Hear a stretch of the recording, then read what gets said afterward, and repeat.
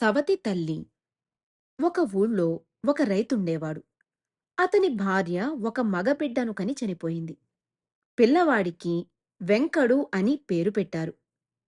పిల్లవాడి పెట్టుపోతలు చూసేటందుకు ఇంట్లో ఎవ్వరూ లేకపోవడం చేత రైతు మళ్ళీ పెళ్లి చేసుకున్నాడు. రైతు రెండో భార్య పేరు బంగారి. బంగారి వెంకణ్ణి చాలా గారాబంగా పెంచింది. ఇరుగు పొరుగు వాళ్ళు మాత్రం వెంకణ్ణి చూసినప్పుడల్లా పాపం తల్లి లేని బిడ్డ. ఎంత బాగా చూస్తే మాత్రం సవతి తల్లి సొంత తల్లి అవుతుందా అనేవారు. ఈ మాట వెంకడు అనేకసార్లు విన్నాడు.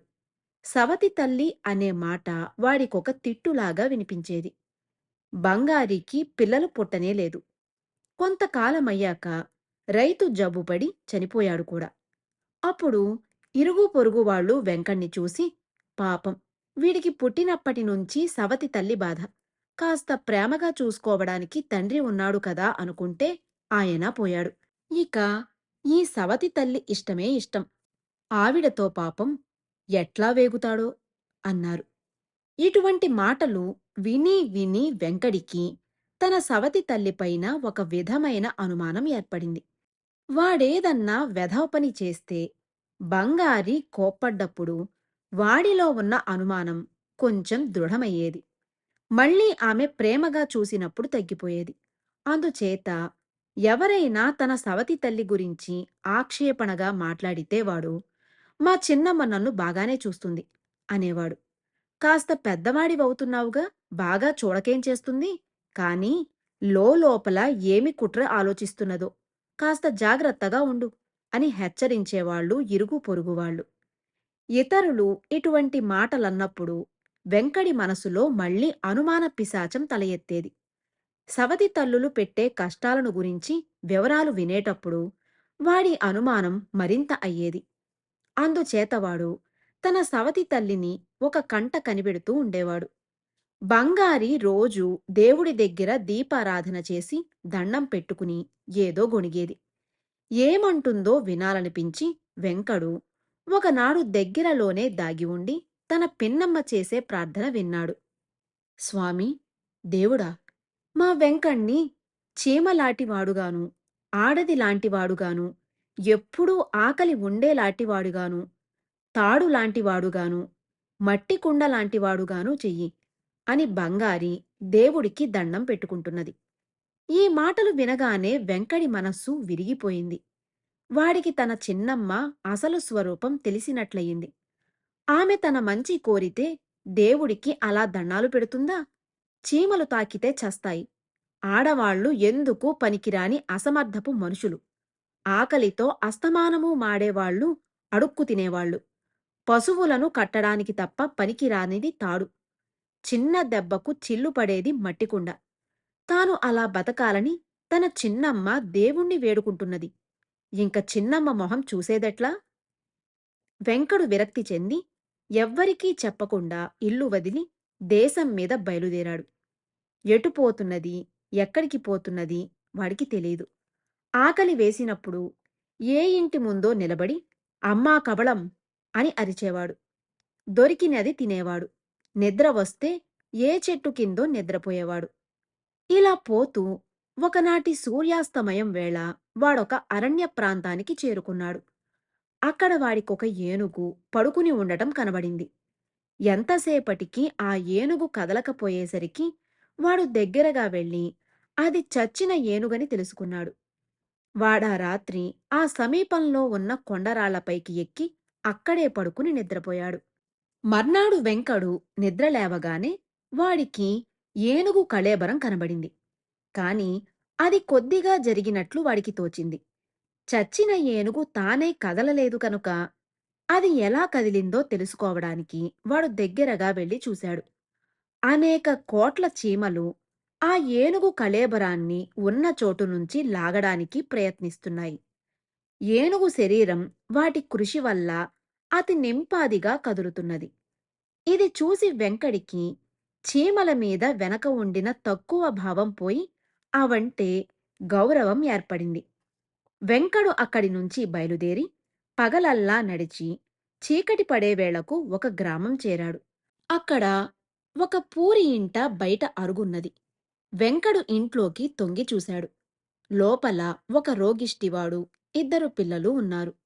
ఈ రాత్రికి బయటి అరుగుపైన పడుకోనిస్తారా? నేను చాలా దూరం నుంచి వస్తున్నాను అన్నాడు వెంకడు. రోగిష్టి మనిషి సరేనన్నాడు. లోపల ఉన్న పిల్లలు ఆకలేస్తోంది, నిద్ర వస్తోంది, అమ్మ ఇంకా రాదేం అని మారాం చేస్తున్నారు. వస్తుంది. కాస్త ఓపిక పట్టండి. నాకూ ఆకలిగానే ఉంది మరి అని రోగిష్టి తండ్రి పిల్లలను సముదాయిస్తున్నాడు. కొంతసేపటికి ఆ పిల్లల తల్లి వచ్చింది. హబ్బబ్బా! ఎన్ని పనులు చేసినా ఇంకో పని చెబుతారు. ఎంతకీ వదలరు. అన్ని పనులు పూర్తిచేసి కూలీ తీసుకుని బియ్యం కొనుక్కుని వచ్చేసరికి ఈ వరమైంది అంటూ ఆమె వంట ప్రారంభించింది. పిల్లలు ఆకలని గోలచేస్తూ ఉంటే, ఇదిగో అయిపోయింది 2 నిమిషాలు అని వాళ్ళని ఊరుకోబెట్టింది. వాళ్ళు కూడా శాంతించారు. మరి కాసేపటికల్లా ఆమె పిల్లలకు అన్నం పెట్టింది. భర్త తాగడానికి గంజి ఇచ్చింది. తాను తినడానికి వడ్డించుకున్నది. అన్నట్టు బయటి అరుగుమీద కుర్రాడొకడు పడుకుని ఉన్నాడు. దూరం నుంచి వస్తున్నట్ట. వాడి సంగతి విచారించావా? అన్నాడు భర్త. అయ్యో, నేను చూడనేలేదే అంటూ ఆమె దీపం తీసుకుని బయటకు వచ్చి అరుగుమీద వెంకణ్ణి చూసి, ఎవరబ్బాయి? కొంచెం అన్నం పెడతా, తిని పడుక్కో అన్నది.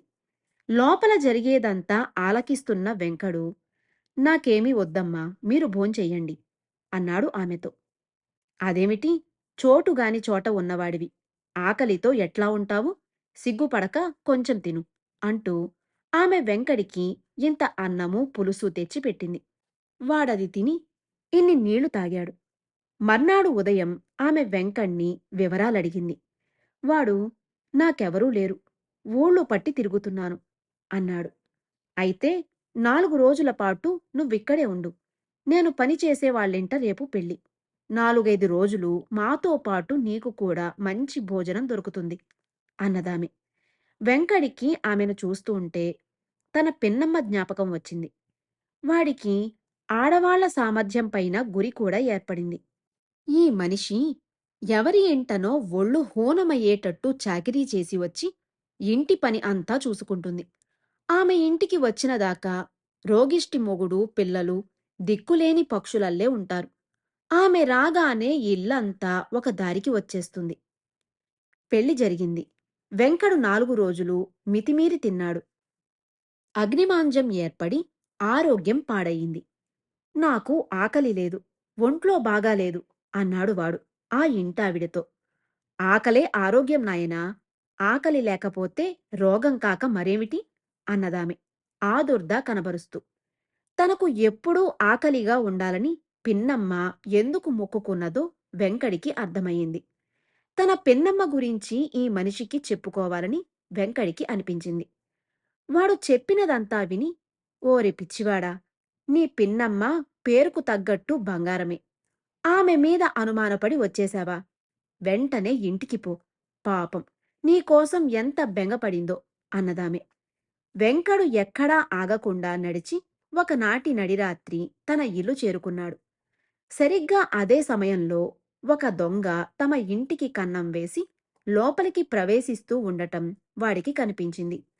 వాడు కూడా అదే కన్నంలో నుంచి లోపల ప్రవేశించి దొంగను వెనక నుంచి గట్టిగా పట్టుకున్నాడు.